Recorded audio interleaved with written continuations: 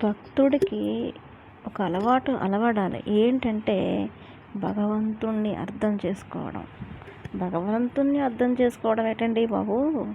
ఆయనే కదా మనల్ని అర్థం చేసుకుని అవి ఇవి కోరికలు తీరుస్తూ ఉండాలి అనుకుంటున్నారా? కాదు, భగవంతుణ్ణి కూడా అర్థం చేసుకోవాలి. ఎలా అంటారా? మనం అనేక కోరికలు కోరుతూ ఉంటాం ఈశ్వరుణ్ణి. అవి ఒక్కోసారి తీరుతూ ఉంటాయి, ఒక్కోసారి తీరకపోవచ్చు.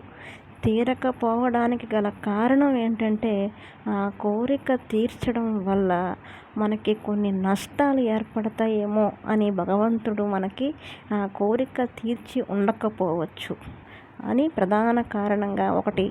2, ఆ కోరిక తీర్చడం వల్ల మనకి ఇంకా అర్హత రాలేదు అనేది రెండో కారణం. ఈ 2 కారణాలు మనం పట్టుకొని ముందుకు వెళ్ళాలే తప్ప ఈశ్వర నింద కోరిక తీర్చలేదని చెయ్యకూడదు ఎప్పుడూ.